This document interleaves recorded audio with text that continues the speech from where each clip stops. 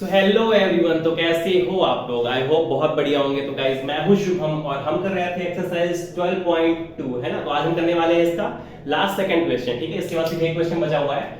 So the question number 7 is a solid consisting of a right circular cone of height 120 centimetre and radius 60 centimetre standing on a hemisphere of radius 60 centimeter is placed upright in a right circular cylinder full of water such that it touches the bottom.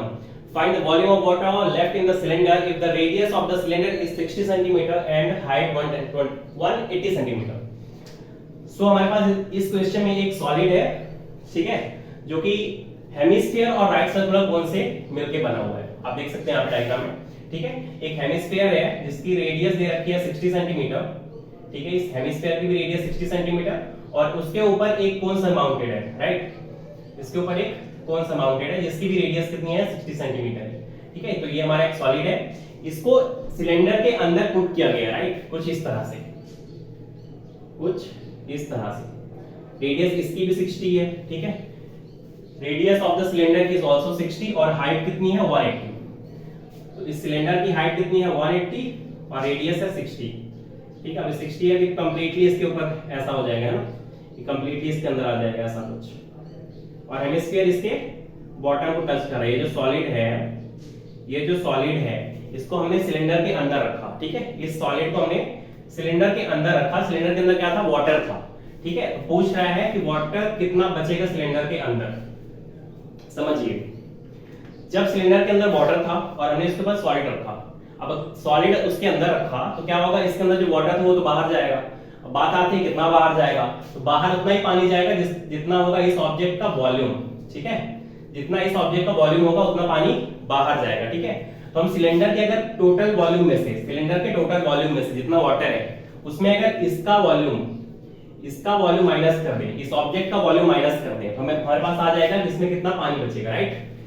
इसमें कितना पानी बचेगा। तो find the volume of water left in the cylinder, हमें यही find करना है, ठीक है। तो सिंपल है, सबसे पहले हम सिलेंडर का वॉल्यूम फाइंड करेंगे और इस ऑब्जेक्ट का वॉल्यूम फाइंड करेंगे, ठीक है। ये सॉलिड जो है इसका वॉल्यूम फाइंड करेंगे और दोनों को माइनस कर देंगे, ठीक है। हमारे पास वाटर आ जाएगा। सॉल्यूशन सिंपल है बिल्कुल। तो सॉल्यूशन है, द वॉल्यूम ऑफ वाटर क्या हो जाएगा, ठीक है। द वॉल्यूम ऑफ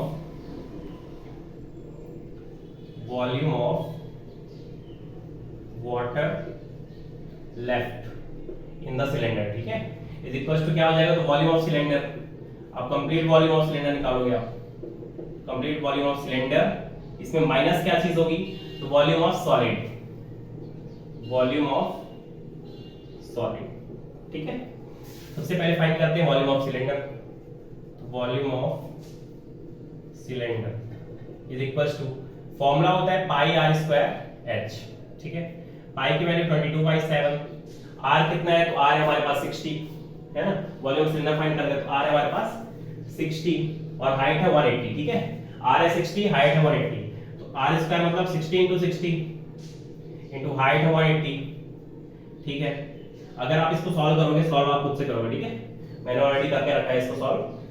तो ये आएगा सॉल्व करने के बाद 1425600 अपॉन में 7 सेंटीमीटर क्यूब, ठीक है। ये आया किसका, वॉल्यूम ऑफ सिलेंडर आया। अभी वॉल्यूम ऑफ सॉलिड निकालते हैं, ठीक है। तो वॉल्यूम ऑफ सॉलिड, अभी वॉल्यूम ऑफ सॉलिड के लिए आप देखिए कि ये सॉलिड किससे किससे बना है ना। तो आप देखेंगे इसका बेस पार्ट जो है हेमिस्फेरिकल शेप का है, ठीक है। और इसका जो अपर पार्ट है वो किससे है, वो कोनिकल है, सॉलिड है दोनों, ठीक है। तो इन दोनों का वॉल्यूम क्या हो जाएगा, वॉल्यूम ऑफ सॉलिड यहां पे लिखते हैं क्या हो जाएगा, वॉल्यूम ऑफ सॉलिड किससे बना है, पहले कोन और हेमिस्फीयर, ठीक है। तो कोन का वॉल्यूम क्या हो जाएगा, 1/3 pi r square h plus hemisphere का क्या होता है वॉल्यूम, तो 2/3 पाई आर क्यूब। सिंपल 1/3, अगर यहां से आप कॉमन ले लो, देखो कॉमन लोगे आपको ज्यादा इजी पड़ेगा सॉल्व करना, ठीक है। 1/3 यहां पे भी है, 1/3 यहां पे भी है, ये 2/3 है ना। 2/3 कैसे बना होता है, 1/3 और प्लस 1/3, कुछ ऐसा रहता है ये, ठीक है। अगर आप इसे ऐसे लिख सकते हो 1/3 × 2 टाइम्स, ठीक है, ऐसा लिख सकते हो। 1/3 अगर मैं इसे बाहर लूंगा तो यहाँ पे क्या बचेगा, यहाँ पे सिर्फ 2 बचेगा। 1/3 अगर बाहर ले लेता हूँ, यहाँ पे बचा क्या, सिर्फ 2 बचा, ठीक है। अगर मैं यहाँ से 1/3 बाहर ले रहा हूँ, फिर 1/3 इसमें भी है, 1/3 इसमें भी है, पाई है तो पाई भी बाहर ले लो, पाई इसमें भी, पाई इसमें भी, आर स्क्वायर इसमें है, आर स्क्वायर इसमें है क्या, हाँ यहाँ पे आर स्क्वायर है, ठीक है। तो आर स्क्वायर भी यहाँ से ले लो, अब इसमें क्या बचा कॉमन लेने के बाद, इसमें h बचा सिर्फ, ठीक है। यहाँ से आप कॉमन लिए तो 2 बचा ऊपर, है ना, यहाँ पे सिर्फ 2 बचा 1/3 कॉमन लेने के बाद, और यहाँ पे पाई तो पहले आ गया था, r क्यूब में से r स्क्वायर बाहर ले लियो तो यहाँ पे सिर्फ r बचेगा। सिंपल, कॉमन लेना समझ में आया, ठीक है। अभी कैसे सॉल्व होगा, तो सिंपल वैल्यू पुट कर देनी है। 1/3 पाई इज 22/7, r क्या है, r है 60, r है 60 into 60 हो जाएगा ये, r square is 60 into 60 sorry. So h है, h किसका चाहिए हमको, तो h इसमें आ रहा है, कोन वाले में आ रहा है, ठीक है। कोन की हाइट कितनी है, तो कोन की हाइट कितनी है, right circular cone of height 120 centimetre, cone की हाइट है 120 सेंटीमीटर, ठीक है। तो आप हाइट की जगह क्या रखोगे 120 प्लस, ठीक है, 2 into रेडियस, तो रेडियस है 60, डन, समझ आया।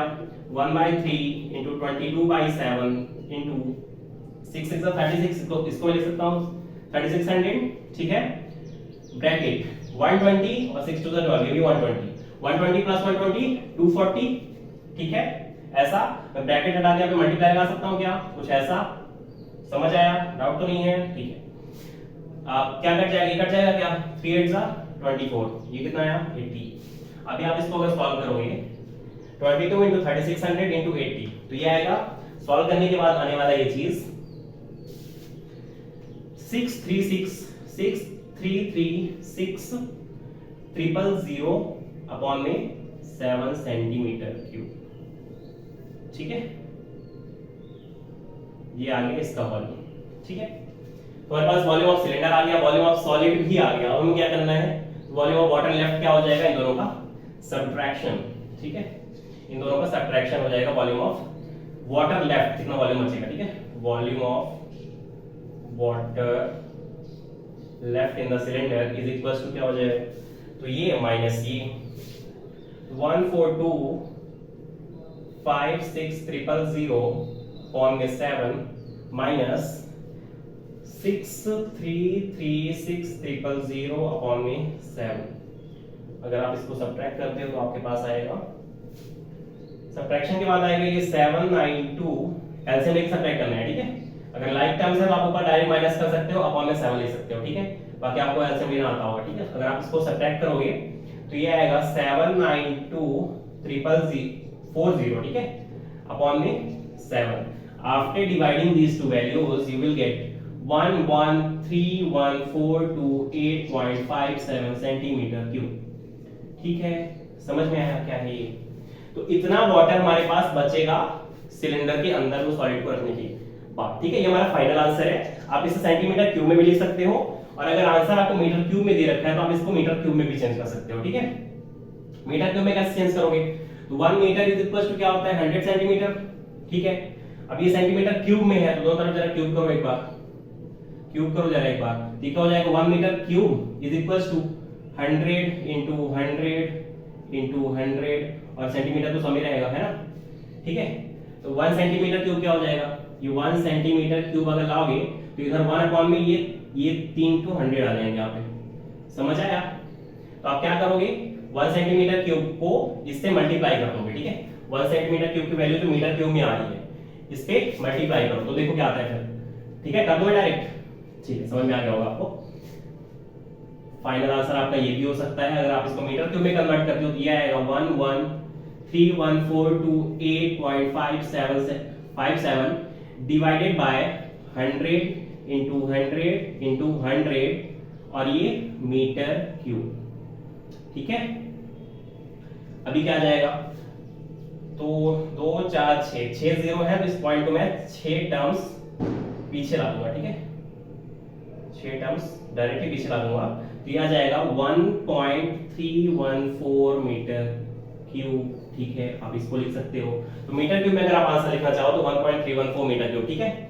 सो ये था क्वेश्चन, आई होप आपको अंडरस्टैंड हुआ होगा, ठीक है, आपको समझ में आया होगा ये question. So this was question number 7 of exercise 12.2. So keep learning, keep practicing. Thank you so much.